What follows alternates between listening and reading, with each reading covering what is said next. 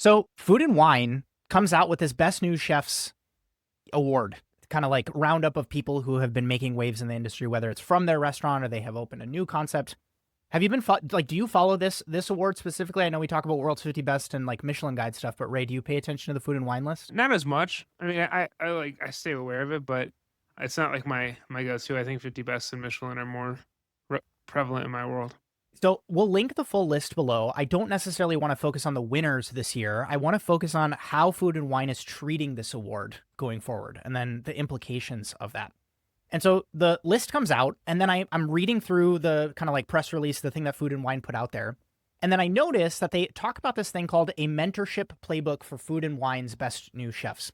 And so what they've effectively done is launched a full program for the chefs that receive this award to get mentored by other previous recipients of the award, which again, I think is a really cool, just like way to tie it all in a way that I think a lot of these lists, if you even look at the original, history of the Michelin Guide, it's a marketing thing. It is like, hey, we want to be known as a authority in food, or we want clicks to our website, or we want more ads that we can be able to run. And so let's put out this list and, who cares? Let's just put it out there. And it's almost like a rage bait thing, because especially like San Pellegrino really took advantage of this. Like if we name actually a definitive best restaurant in the world, everybody's going to debate that. And that's going to turn into its whole thing.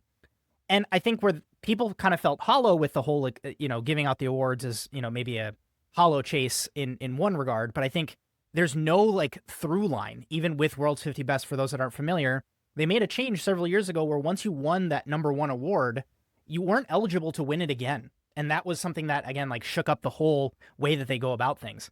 But Food and Wine is kind of taking this other approach where people can say, the piece says, quote, "Step away from the stove, elevate your people, and more lessons for success from the best new chefs." And so I kind of want to read some insights here. Basically what happened is the awards happened, and then they hosted like this round table. And it is kind of strange. Like the photo that they posted on the website is like, it's a bunch of people in a circle, and there's a disco ball in the room. And then it's like they, BNC is what they're calling it, Best New Chefs. BNC alumni and other industry experts would share insights and answer questions that will help the winners of the award for this year, 2025, navigate what's next. And so here are some highlights, and I'll read through a couple if this helps save you some time. So the first one is to untether yourself. You can't grow if you're tied to the stove every day. We made a conscious decision early to step off the line so we could spread modern English cooking to New York. And this is from Ed Szymanski of Dame, Lords, and Crevette. Enjoy the journey together. I want to build teams that can grow with us and eventually open their own restaurants following the same path we did. This is from Isabel Koss. And then there's, there are growing pains. Go your own way. Get out if you need to. Growth happens on its own timeline. Always be looking ahead. Learn to delegate. Set yourself apart. Value your own time. All these, like, they seem like platitudes, but I think when you compare it to the alternative, which is, again, people label that as like toxic chef culture, I think a lot of these conversations happening in the context of like people who are genuinely at this like maybe hockey stick inflection point moment in their career is really, really cool. And I just want to applaud it when I see it, because I think it's really, really awesome that Food and Wine has decided to make this a more long-term thinking thing, as opposed to like, okay, we did the thing, and, for the 3-day halo that's going to surround us announcing this award, and then we're just kind of like, well, we'll see you guys next year. And the reason why I think I'm, again, seeing this behavior from them is I also noticed that they are starting to link to, like, it's called the Every Food and Wine Best New Chef Winner List section of their website. And so basically what you can do is you can go on Food and Wine, and going all the way back to 1988, you can see every single chef that's won the award. And so by next year, there will be over 400 chefs who have won. And they basically give a play-by-play history of like exactly who won. And if you're interested in kind of like researching chefs and seeing how this is all kind of like transpired, you can kind of see just some cool, like Thomas Keller was 1988. That's crazy. As like, and like Todd English was 1990. Michael Romano was 1991. Like that's, like the year I was born, Michael Romano was best new chef in Food and Wine. And then there's even some other cool things of like in 1992, why are there no best new chefs in 1992? And then they say in a short-lived experiment, Food and Wine ran a best new restaurants list instead. And then at the 2023 Food and Wine Classic in Aspen, Bobby Flay, who had been informed in 1992 that he'd been chosen, was given a honorary Best New Chef's coat. And so it's like a very cool time capsule, almost like wiki of the history of this guide. I'm Hmm. even calling it a guide, I think is kind of interesting. And I think the way that this stands out, and maybe my only pushback to this, is all of these other awards go to the restaurant. So they go towards, the Michelin Guides Awards, the restaurant, the stars, or World's 50 Best Restaurants Awards, the restaurant, its place on the list. But giving this to the chef explicitly actually makes sense now in this context because they're going to mentor the chef now in the context of, again, getting all these other alumni, quote unquote, to give them advice. I think that's cool in the sense of it makes it so that the industry can evolve and grow and improve in a way that I don't always think that, that's maybe the only pushback that people might send on something like this is that, so and so gets the award, but it was actually their team that allowed them the capacity for their restaurant to be, esteemed enough to get this award. So I don't know if you had thoughts there. And then I had one more quick tack on before I hand it back to you. But on the food and wine list, what are your thoughts? No, I think it's cool to see. It's interesting for me. Like the one thing I do appreciate about Food and Wine, where as much as like World's 50 Best and Michelin are like established restaurants, Food and Wine was like looking at always like the next generation. Um, yeah, it has a rich history. I just wonder. It just. It's interesting to see kind of the trends. I went back to like 2017. That's what we were talking about this, and like Jordan Kahn is on there.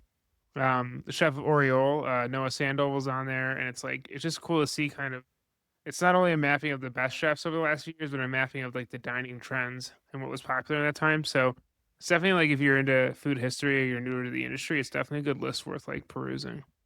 So in the theme of building off of these lists, Eater's doing it too. So I don't know if you looked at this. The one that stuck in my mind is Eater put out a list of the most essential and influential restaurants in America in the past 20 years.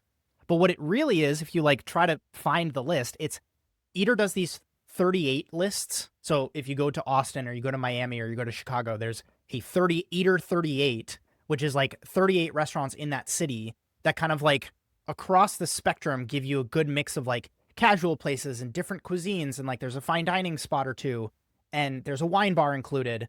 And so all of that kind of culminated, and they went back into the archives, I think, and said, we have all these 38s lists. How do we kind of like distill it down? And if we were to pick 38 all time quote unquote restaurants of the past 20 years, which ones would we pick?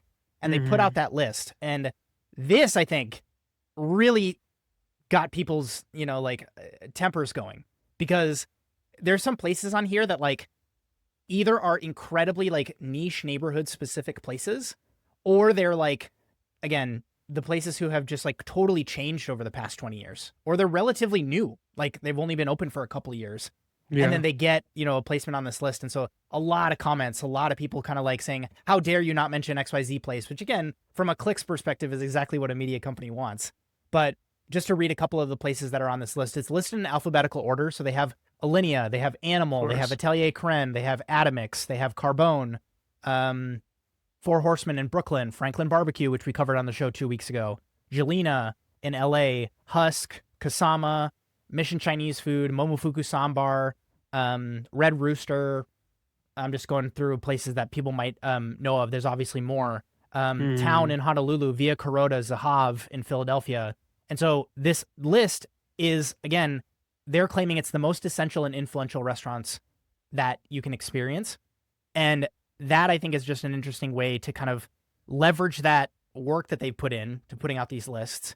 And then again, it is this kind of like we're an authority in food, plant our flag in the ground and say these things.